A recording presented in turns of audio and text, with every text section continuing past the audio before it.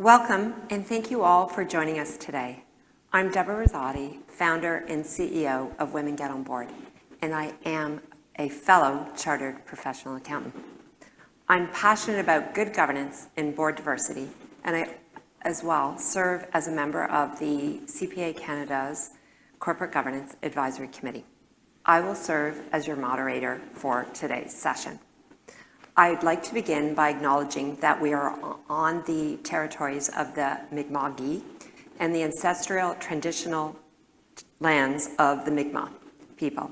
I would also like to acknowledge the histories, contributions, and the legacies of African Nova Scotian people and the communities who have been here for over 400 years.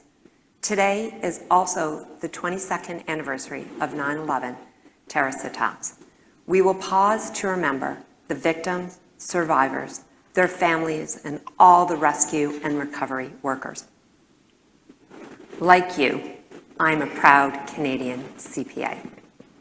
That's why I'm happy to help facilitate the discussions with CPA Canada's board chair, Richard Olford, and Pamela Steer, the president and CEO, in the hopes of providing some additional insights into how we got here, what's at risk, and a way forward. Today's session will begin with opening remarks from Richard and Pamela, followed by a brief presentation on the value and the vision of CPA Canada, before we turn the floor over to you, the participants. I now turn it over to you, Richard. Thank you, Deborah. Welcome, everyone. Thank you for joining us today, both in person and virtually. On behalf of myself and our entire board, I want to express our gratitude for your ongoing commitment to a united CPA profession in Canada. It's fitting that we join you on the eve of the One Conference here in Halifax. Being one unified profession has never been more important and never been more at risk. On June 20th, two provinces announced their intention to leave the Collaboration Accord and CPA Canada. And since then, we've been inundated with questions and feedback from members, as well as other concerned stakeholders and international partners. We believe it's important to answer your questions and to explain the potential impacts we see for the profession. And that's why we are here with you today. It's been 10 years since the unification of the profession, and during that time, we have achieved so much together. We must not, we cannot take those achievements for granted or allow the principles that led to unification to be cast aside. There is too much at stake. CPA Canada, together with our provincial, territorial, and Bermudian partners, collectively we call them the PTBs for short, together we have advanced the profession nationally and internationally. Canadian CPAs are driving innovation. They're shaping economies, and they're laying the foundations for future candidates to take the mantle. And amid our shared successes, we recognize that there have also been some challenges. There have been many discussions over many years about the governance of the profession as we sought to constructively find a united path forward that respects the importance and the roles of both the provincial and national bodies. In every discussion, CPA Canada continues to focus on working with our partners to move the profession forward. That's a shared goal that we can all get behind. And it's people who move a shared goal forward. I was part of the recruitment committee that chose Pamela Steer to become CPA Canada's CEO, a process that leaders from our provincial partners were also part of. In Pamela, we see a fair and balanced leader, someone who's gifted at managing change, someone who's open to compromise and believes in transparency, someone who's unafraid to make difficult decisions. And since Pamela joined the organization just over a year ago, CPA Canada has made a series of significant changes to improve governance, transparency, and accountability, as well as significant strides to position our profession to effectively meet the future challenges it faces. It all adds up to tremendous progress achieved in a little over a year. And we know there is more to do together to continue as a strong, united profession. Again, thank you for being here and for the many words of support and encouragement that we've received over the past few months from across Canada and from our international partners. It is clear that the work CPA Canada does is valued and must continue. And at this point, I'll turn it over to Pamela. Thank you, Richard, and good afternoon, everyone. I'm very proud to speak to you today as the CEO of CPA Canada, live from Halifax, on the eve of the ONE conference, our professionals' national conference. Pendant l'heure que nous passerons ensemble, vous entendrez. Over the next hour that we'll spend together, you will hear myself and Richard speak to you. But we would also like to hear from you. The goal is to answer all your questions and your concerns. So for most of our time together, we have decided to give you the floor. If we don't have the time today to address some subjects, we will do a follow-up on the frequently asked questions section of our website over the next few days. For transparency, I'd also like to mention that this session will be recorded. Integrity, transparency, that is what we are. And at CPA Canada, we want to continue working on these qualities: integrity, equity, and transparency. Inspire accountants from coast to coast to coast as members of one unified national profession. Information sessions with CPAs like you are central to that connection, allowing members to ask questions, get real answers, and offer fresh and vital perspectives from every corner of Canada. We believe the profession begins and ends with the over 220,000 members, you, who represent the CPA profession in Canada each and every day. We all know that CPAs agreed a decade ago that a strong, unified national profession was in all our best interests, and nothing has changed about the logic behind that consensus. In fact, unity has never been more important given the complex global challenges facing our profession and our economy. I'm very proud of the outstanding value that the team at CPA Canada provides to CPAs across our vast and great country, and the contributions we're able to make together to Canada's economic and social development. CPA Canada joue aussi un rôle crucial pour notre CPA Canada also plays a crucial role for our profession internationally. It watches out for members, looks to policies and standards, making sure that everything is coherent and effective in collaboration with our partners in provinces, territories, and in Bermuda. We continue to publish high-quality resources, offer specialized services, and develop programs, training programs, and other types of things to ensure that we have a strong next generation of CPAs. And in order to help lead the evolution of the profession, we recognize we must adapt. We recognize that we must embrace the opportunities and challenges facing the profession together to ensure that we best represent you, the members, the PTBs, and act in the public interest.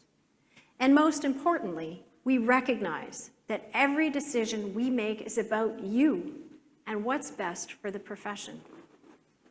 Progress has been made over the past year to transform CPAs Canada's culture and our approach through both organizational and structural changes after discussion and consultation with each of the PTBs. We are fully committed to evolving our plans and our processes, to working collaboratively with all our members and PTBs and stakeholders for the betterment of the profession.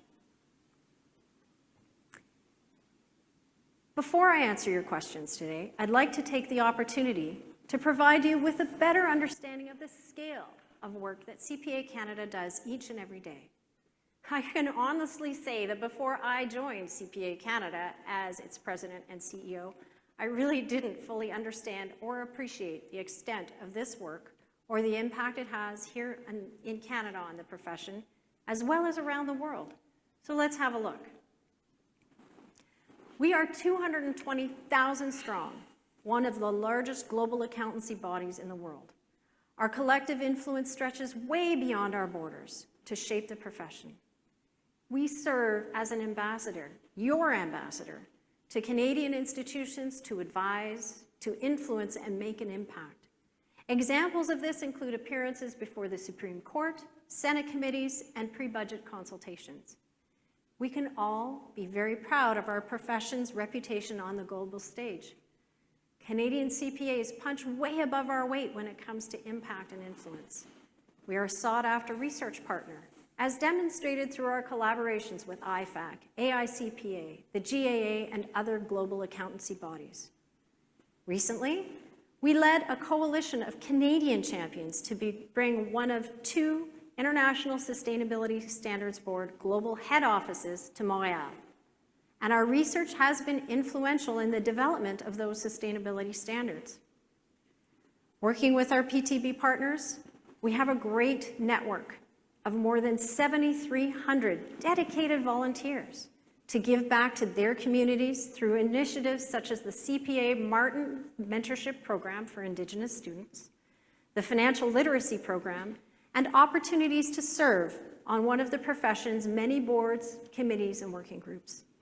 We are proud to be Canadian CPAs and even prouder that all we've achieved together. Through our collective efforts and driven by our core priorities, CPA Canada is focused on further advancing the health and relevancy of the profession, a goal shared by accountancy bodies worldwide. Let me tell you a little more about CPA Canada's core priorities as they're reflected by our mission, which is to act in the public interest, to support the entire profession, both PTBs and individual members, and ensure that Canadian CPAs have a powerful voice, nationally and internationally. In our standard setting, we provide a stewardship role. We provide resources and funding to standard setting boards, oversight councils, and of course, we publish the CPA Canada Handbook. We develop essential research and guidance to support those standards. Nationally, we help the federal government understand the relationships and impacts of standards, audit and assurance, and tax on capital markets, regulators, and legislation. And we work with PTBs to advise and help on matters that have national and international implications. A great recent example of that is working with CPA BC on the Cullen Commission on Anti-Money Laundering and Financial Crimes. Internationally, CPA Canada and Canadian CPAs are recognized thought leaders and advocates who ensure the Canadian perspective is heard globally. We negotiate international reciprocity agreements ensuring Canadian CPAs have greater credential recognition and career opportunities outside our borders, as well as opportunities here for our qualified international colleagues.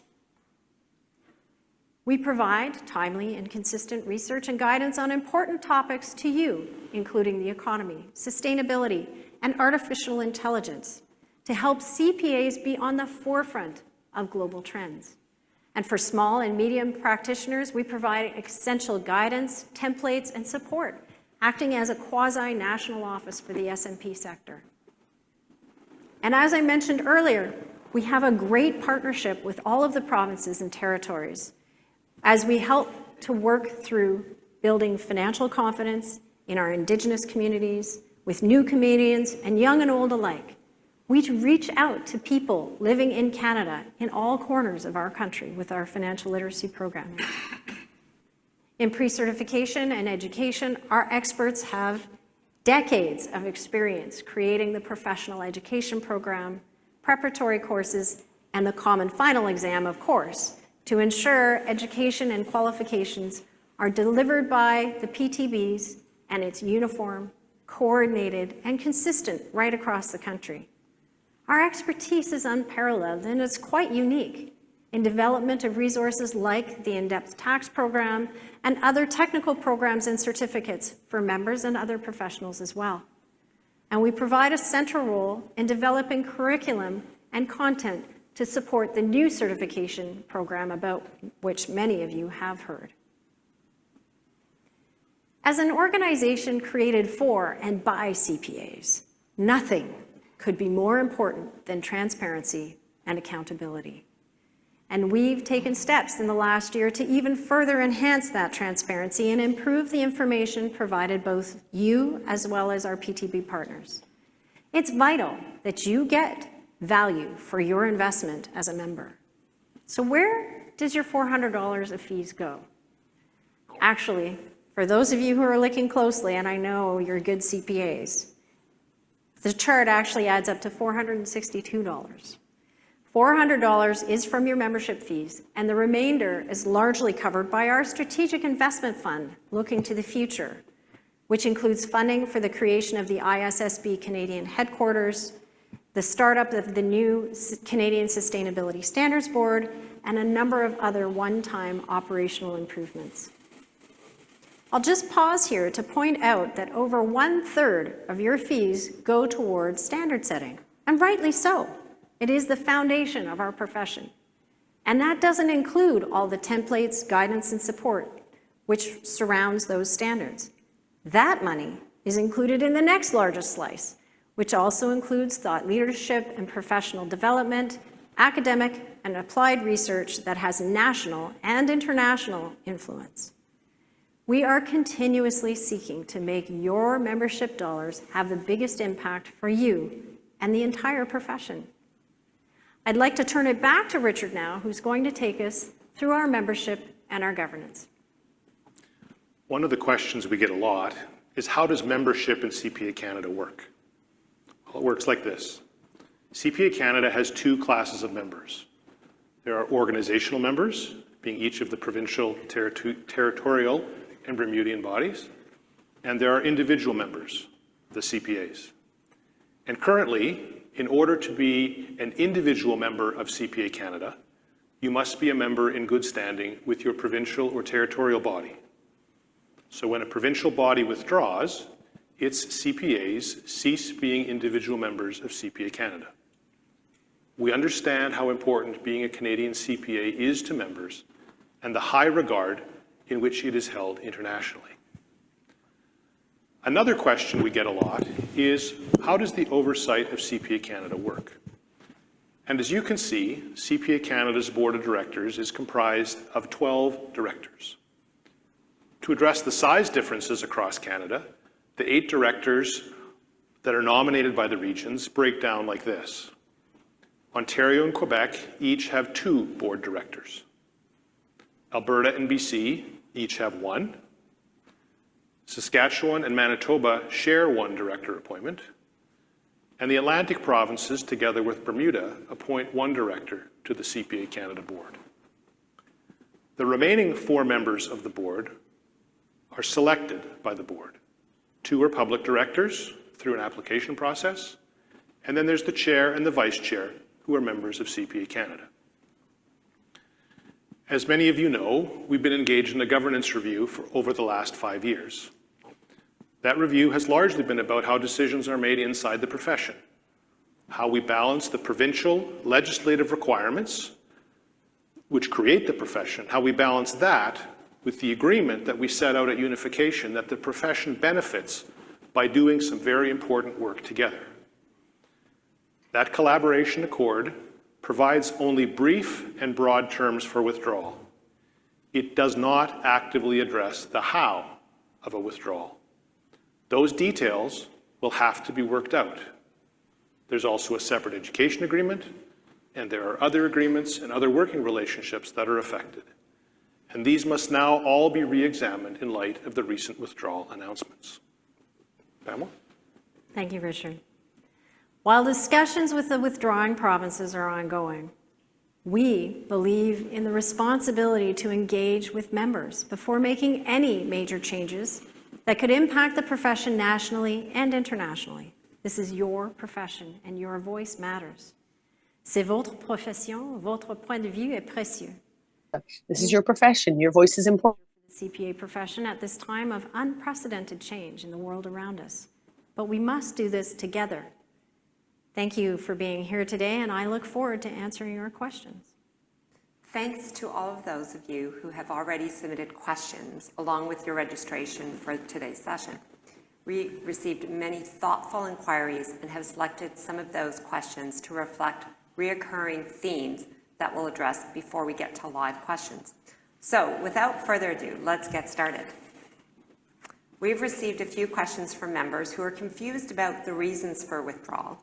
Our first question comes from Ibukun Aru Labe, who would like to know why Ontario and Quebec CPA want to break away and what steps have been taken to resolve this issue. Richard. Well, I think the question of the motivation of the withdrawing provinces is a question that's best addressed to them. I would not presume to speak for them. Instead, let me address the question by describing our perspective on the discussions that were underway just before the withdrawal notices were issued. Ontario and Quebec had asked CPA Canada to engage in separate conversations to see if an agreement could be reached by the three of us that we could then present to the other PTBs. So with the endorsement of all PTBs, we sat down directly with Ontario and Quebec. And in those discussions, Ontario and Quebec sought our agreement with three key ideas. First, direct oversight of the profession must sit with the PTBs because legislative authority rests with them. Second, CPA Canada's governance structure must change so that it's more directly accountable to the PTBs, and they had some ideas, suggestions on how to do that. And finally, there must be full financial transparency on CPA Canada's operations. We agreed to work with those principles, subject to a couple of things. First, we believed that there needed to be consultation with both the other PTBs and then ultimately with individual CPAs on some of those ideas. And second, we believed that we needed to work together to develop a workable approach to further enhancing financial transparency. Now, in those conversations, CPA Canada also focused on three additional ideas or principles. First, there must be a commitment to act nationally as a profession. Second, there could be no path to control or to veto for one or two provinces. And finally, we believe that CPA Canada's role in the whole CPA ecosystem must be defined. In our conversations with Quebec and Ontario, we could not reach agreement on how to put all of those principles together. So we started further conversations by taking those discussions to the PTBs. And those discussions were ongoing when the withdrawal notices were sent to us. Now, the withdrawal notices mean that the remaining PTBs and CPA Canada stay in the accord and they continue with all of the other agreements. The withdrawing parties will no longer be part of those agreements at the end of the 18-month period. Now, since then, all parties have said that they want to find a new way to work together. We feel the same way. But that new way forward still needs to be developed and negotiated. The new way forward simply doesn't exist because we all say that we want a new way forward. So there's still lots of work left to do. Now, discussions are ongoing among all CPA organizations to discuss the way forward. And we're eagerly participating in those discussions. And our aim, our sole aim, is for all PTBs and CPA Canada to continue working together. Thank you, Richard. We've received many questions on pre-certification and CFEs, including the one from Susan Noble. Did the breakaway happen as a result of the proposed new training programs?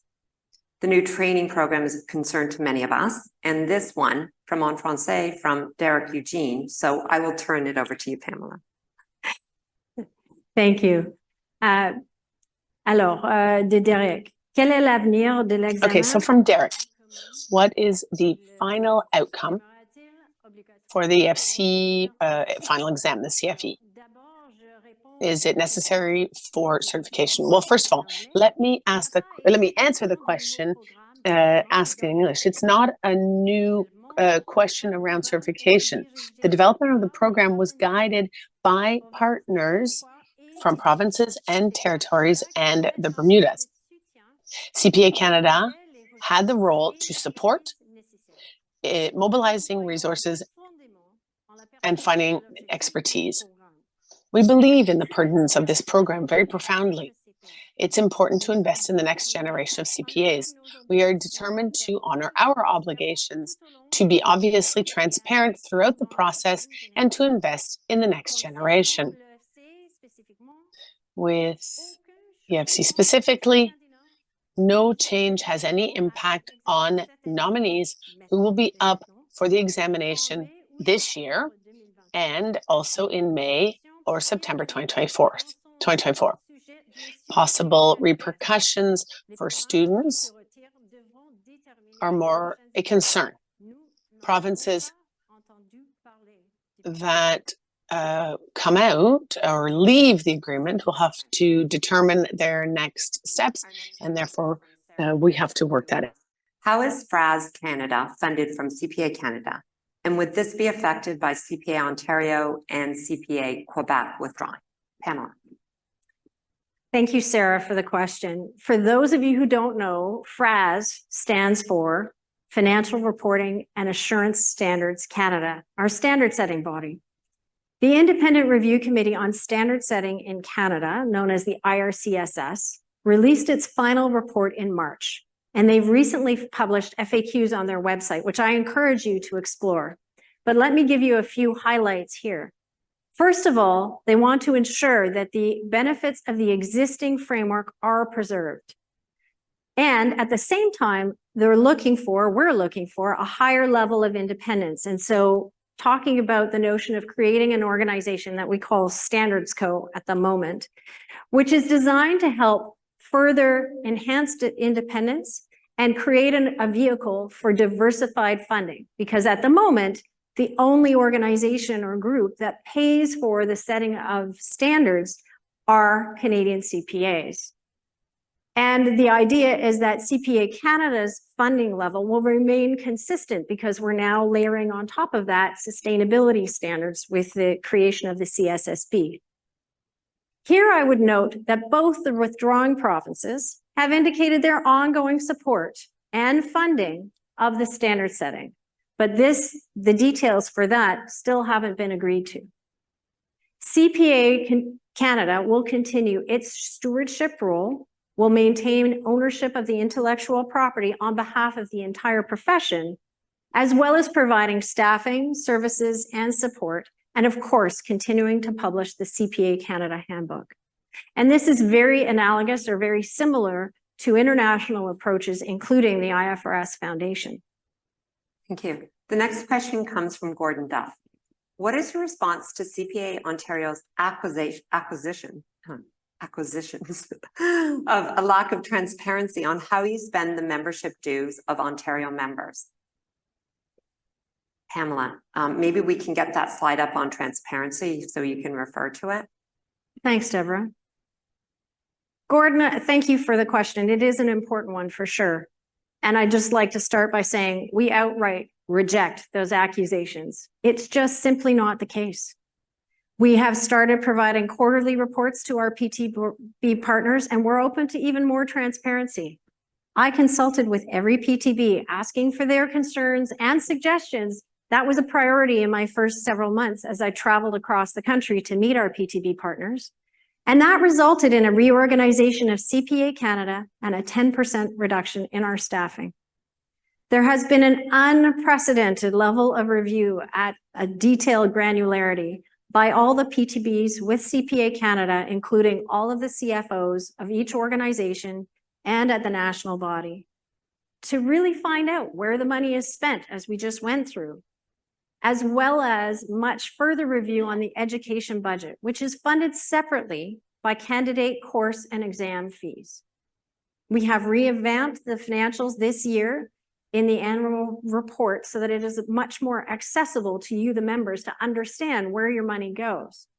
So the fact is, the PTBs and members have had more involvement than ever before. And if more is needed, we're certainly open to discussing that together. I'd like to reaffirm here that I believe we are fully transparent, we are responsive, and we are accountable to both our membership classes. Thank you, Pamela. I'd like now to open the floor to live questions. So if you have one, whether you're in the room today or joining us virtually, please drop it in the chat and we'll try to get to as many as possible. This will ensure we keep the experience equitable. If you're in the room, we'd love to hear from you directly, so we'll bring the mic over to you. So 1 second, let's make sure I've got the technology. 1 second, here we go. And the glasses. And the glasses, yes, duly noted. There we go. Okay.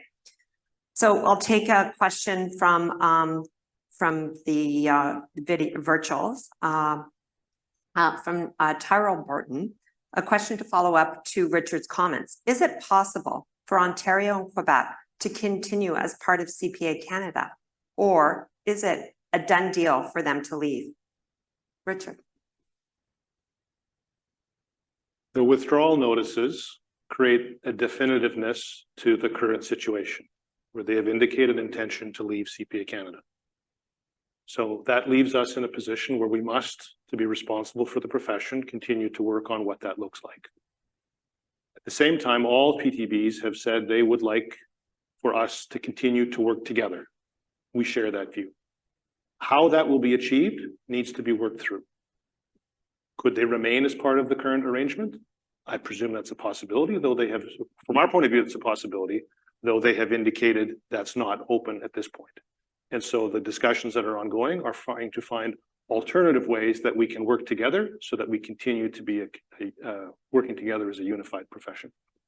Thank you, Richard. Pamela, did you want to weigh in on that at all? I think Richard adequately covered, but I think what we're trying to say is we're always open to conversation. And the most important thing is that we act nationally together and retain all of the benefits that we have achieved over the last 10 years since we unified with our legacy bodies. Thank you.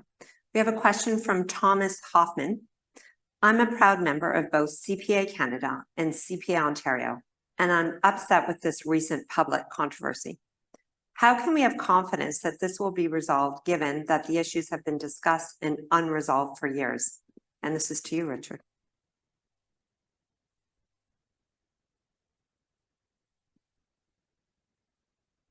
We have an enormous asset as a profession in the united CPA profession that exists.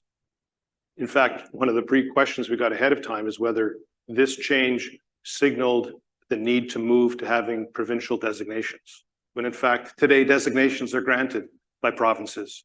But the impression of the country and the impression amongst many in the profession is we have a national profession. So that's an asset that must absolutely, in our view, be preserved. There are many, many organizations in Canada that have national and provincial dimensions. There are not-for-profit, there are professional, there are governmental.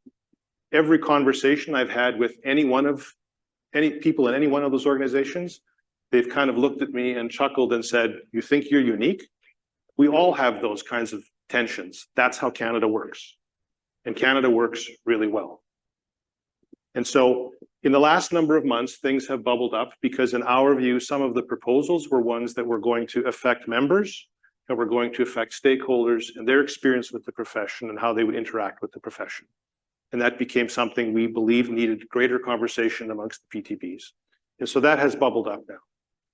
The profession has dealt with unification, it's dealt with other challenges, and has always emerged as a single united profession. And that's what gives me confidence that we will be able to do that with continued discussions. Thank you, Richard. Question from Vanny Balba-Scarin. Richard, do you believe that members have a say in this split? I think there's two ways to look at the question of members' say. The first is what organizations are obligated to do, and each of the CPA organizations has bylaws and rules and whatever that dictate when and how it must consult with members, if at all. The second way to look at the question is to look back to our experience at unification. When those who were involved in pulling it together identified that there was some significant wisdom in conferring with members to understand their point of view, so that the actions that were taken by those who had the right to make those decisions reflected the membership's perspective. Every organization will have to decide what they must do, and every organization will need to decide how they confer with members. From our perspective, we will choose to continue to confer with members. Thank you, Richard. Okay, Pamela, this one's for you. You ready? Did I hear that correctly? This is from Becky Lockhart. So did I hear that correctly? By CPA Ontario and CPA Quebec leaving CPA Canada, CPAs in these regions are no longer a member of CPA Canada? Shortly, yes. Becky, that's a great question. And unfortunately, yes, that's true. And this is why it's such an important discussion that we wanted to bring to you, the members, today. I have personally fielded hundreds of calls and emails and other venues of communications for members who are of those two provinces with concerns expressed. What can we do? Where can we go? And certainly I'm happy to have those discussions with any member. And I also redirect them back to the bodies to whom they belong as regulatory members and who confers their letters as CPAs, proud CPAs. If you have concerns, you need to make them known to your provincial body and, of course, to us. In the current context with the withdrawing provinces, though, at the end of the 18-month period, which is in December of 2024, those members will no longer be members of CPA Canada. Continuing. From Sherry Nash, this will be for you, Pamela. Will members of Ontario and Quebec still have access to the handbook on NOSHA? I think I said that right. Will they receive their Pivot magazine? And will we still have access to resources on CPA Canada website? These are granular questions and concerns, legitimate concerns. Yeah, absolutely. And it is, something that we are thinking deeply about and thinking a lot about. As Richard mentioned earlier, with the withdrawing provinces and the collaboration accord, it says that you can withdraw, but it doesn't really specify the how. And so while I know that those provinces have signaled intent, we still have to figure out what that means in reality as we move towards that and find a new path together. As yet, we don't know because those agreements have not been struck. Okay, thank you. Richard, this is for you from Kathy Hunt. As a member of CPA Ontario, we are able to have a choice to be part of CPA Canada if the board of, maybe I'll go back. Okay, so as a member of CPA Ontario, are we able to have a choice to be part of CPA Canada if the board of CPA Ontario decides to withdraw from CPA Canada membership? So the way the arrangements between the provincial bodies and CPA Canada work, and if you get into legalities of bylaws and all the rest of it, the answer is fairly straightforward. If CPA Ontario is no longer a member of CPA Canada, CPA Ontario's CPAs are not individual members of CPA Canada. That would be effective at the end of the 18 months. But again, the intent is for us to be unified together. And so efforts are underway to keep that from happening. Okay, thank you, Richard. Pamela, this one's going to be for you from Mike Shirley. What exactly are those achievements? Read transparency and accountability, because your Ontario counterparts have said very clearly the lack of CPA Canada transparency and accountability is a main reason for the impasse. Thank you, Mike. Good question. So I think, as I said during my remarks, transparency and accountability are the hallmarks of CPAs, and certainly a big part of my career, Richard's career, all of our careers. And since joining CPA Canada, we recognize that we can always improve and always do better. And so since joining, we have started creating quarterly reports that go to all of the CPAs. We have redone our financials. We have pulled together all of the CFOs from all the provincial bodies and CPA Canada to work through the ongoing operations at an incredibly detailed level. And actually that detailed level was what resulted in those quarterly reports and updates. We provide regular updates to our PTB partners. And as well, we also have changed this year our annual report to make it more accessible, more transparent, and better to understand where your dollars go, because it's the 220,000 members who pay the $400 per member to CPA Canada, plus the fees for exams and courses that are paid by candidates. May I add to that response a little bit? Absolutely. So I think a little bit of context is important in that the arrangements that we have with CPA Ontario mirror those that we have with other provinces through the Collaboration Accord. The Collaboration Accord is comprised of 14 parties, 10 provinces, 2 territories, Bermuda, and CPA Canada. And so we need to have agreement amongst all of those bodies to effect change. And so the requirements and requests that come from any one province need to be considered in light of all. And the discussions that have been held to date, which have not yet led to an agreement, are ones that all parties have been part of and have not yet found a way through. And so I just want to overcome the illusion that there's a direct CPA Canada Ontario discussion that can resolve all topics. Thank you for that clarification. Richard, this one's going to go to you, and it's from Les Plumador. If my province continues on a separate path, would I still be eligible to remain a member of CPA Canada? So I'll go back to the response I gave before. As things stand today, the answer is no. We are working incredibly hard as a profession to resolve the tensions and challenges that exist so that we do not face that situation. And if that comes, we will need to see what agreements emerge. Having said that, as I said in my earlier remarks, one of the things that has come to us most clearly from members who have contacted individual board members at CPA Canada is the value that members place on being a Canadian CPA is among the greatest values that they hold attached to their designation. Thank you, Richard. We recognize that. Thank you. Pamela, this one's for you from Norman Sheehan. Can you provide an update on the status of the new CPA PEP program, which will be based on the CPA Competency Map 2.0? It's an exciting program, and it's one that I'd really love to be focusing on. That is really a great partnership with all of the provinces, the PTBs together. And in fact, they are leading the charge. CPA Canada is playing a strong supporting role, and we have many staffing resources, and we've also engaged a lot of outside expertise to help on the path for that program. And lots of work is underway to ensure that the next generation of CPAs is well equipped to face the challenges and the opportunities of the future. So we're very excited about the progress that's being made. Okay, thank you. Pamela, this is for you. From Kim Scott, is there any chance that CPA Ontario and Quebec will reconsider? If not, is there an impact to CPA mobility across Canada?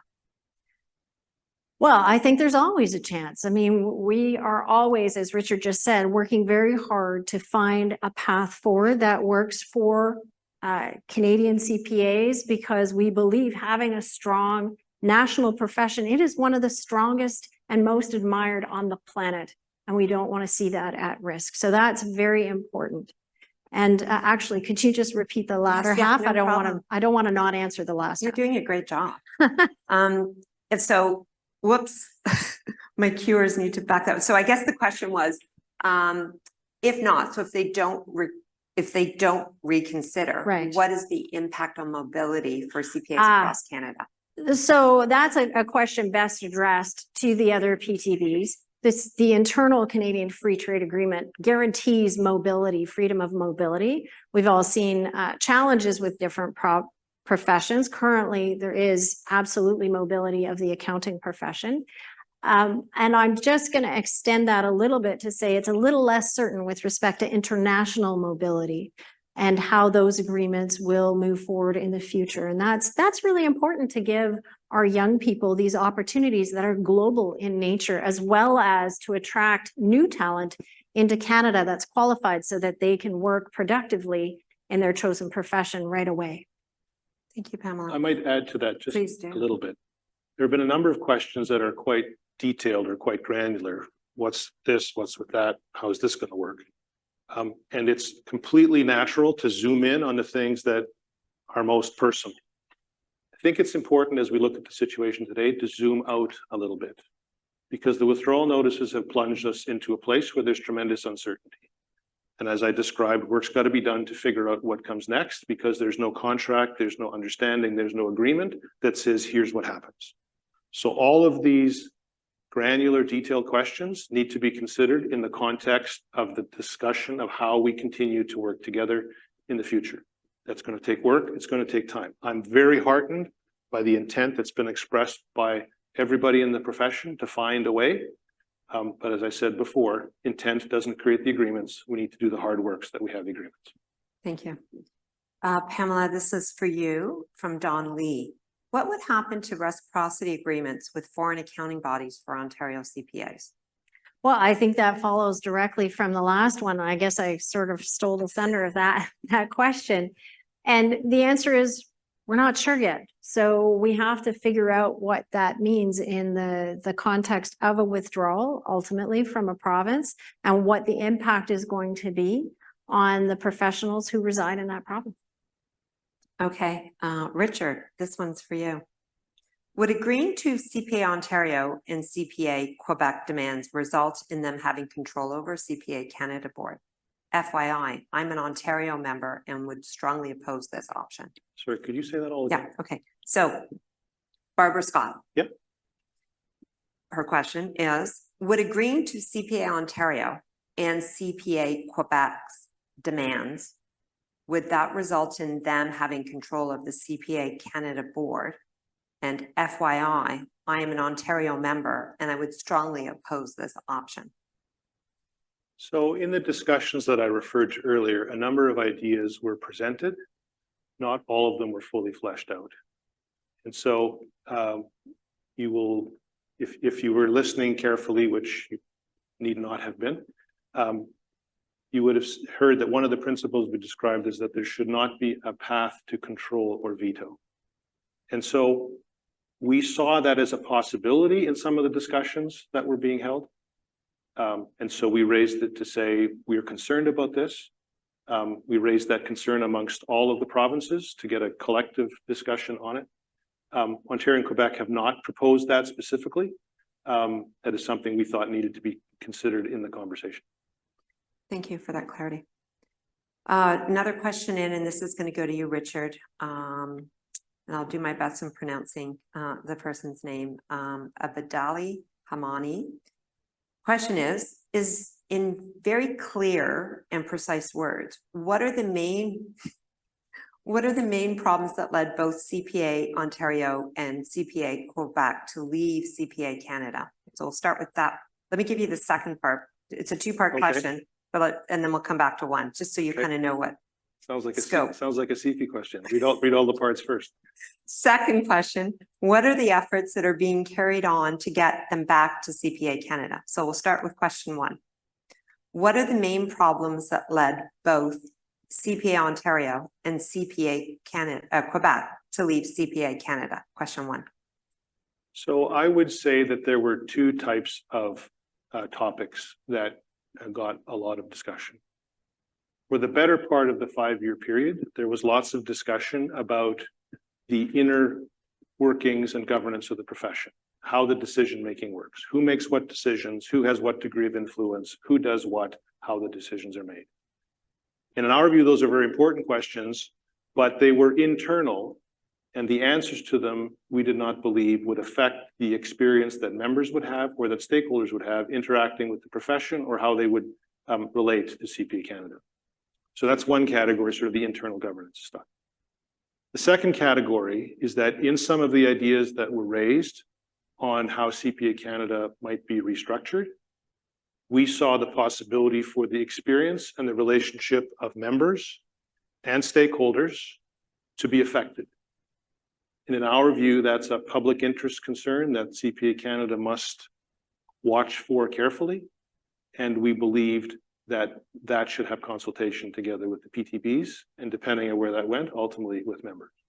And so we raised those concerns, as I described earlier, and that second set of discussions about structural changes that could affect how members and stakeholders relate to, that would have the impact of affecting the way stakeholders and members relate to CPA Canada, had considerable discussion amongst the PTBs. So I'm not going to get into the details, but the internal governance and then the substantial or the potential structural changes that would affect how the profession relates to its stakeholders. Okay, so given that was a two-part question, Yes. my CPA Canada team, I need that question back up because I need to see part two. Second Sorry. question was about what are the nature of the discussions that are ongoing. Thank you. Okay, you're good. Thank you. So all of the parties to the collaboration accord are anxious about the situation that we face, both in terms of the uncertainty that it creates within the profession and the impressions that it creates outside the profession of whether we've got our house in order. So all of the parties to the collaboration accord today, including Ontario and Quebec, are concerned about that. And they have pledged to follow a process that's being led by several of the PTBs over the next number of months to develop a set of proposals that can be considered collectively by everyone. Thank you.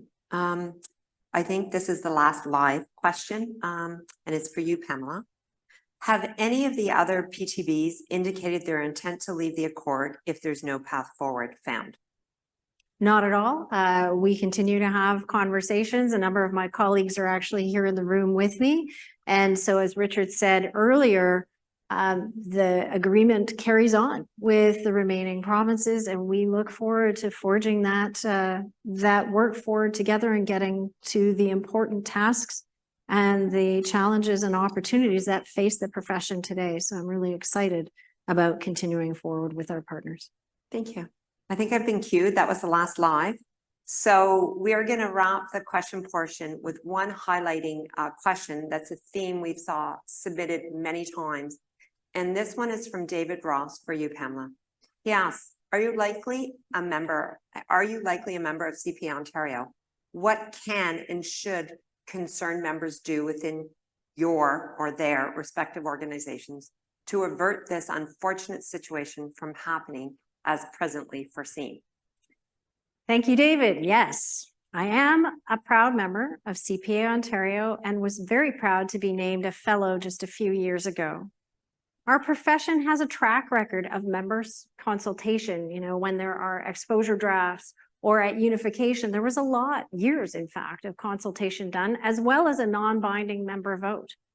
Every CPA, including me, is currently a member, of course, of both their provincial body and CPA Canada. And we believe this shouldn't change. Your voice matters. And you certainly have the right to express your concerns and views with CPA Canada and your provincial body. And I've really enjoyed all of the hundreds of interactions that I've had with members that I am meeting as we go forward since the notices were brought in. Thank you, Pamela, and to you, Richard, for your candid replies. I also want to thank all of you who have attended today and submitted your questions today. CPA Canada has assured me that they plan to address any outstanding questions in the coming weeks and will update that on their FAQs on their site accordingly. I'll turn it back over to you, Pamela, now for some closing remarks. Thanks so much, Deborah, for moderating for us today. And let me close by first saying how much we value your participation and your feedback. I want to thank you for taking the time to join us today. And if there's one takeaway I want you to receive and to think really deeply about, it's this. In the face of enormous challenges for our profession, what would be the cost if we now seek to stand apart? Canadian Your mic is running. Okay, had to happen. At what point, Mike? Is it working? Are we good? Okay, could we back up just a little bit? But really what it is, it is so important that we work together as a national group, and we are all Canadian CPAs. And I'd like you to think about one thing and think about it really deeply. What is the cost to us now after all of this hard work that we have all put in together collectively? If we stand apart now, what will be the cost? Canadian CPAs, whether you are in Victoria, in Yellowknife, in Thunder Bay, in Montreal, or here in Halifax, we should act together as one united profession. Together, we can face the challenges of a rapidly changing world. And in my view, CPA Canada represents the very ideals of what brought us all together 10 years ago, and the potential of what we can achieve as a profession in the future. Our role is to act in service as your ambassador to the entire profession. And our vision is for CPA Canada to be that ambassador, continuing to earn the respect and admiration in Canada and throughout the world. United, we can build the world and tomorrow together.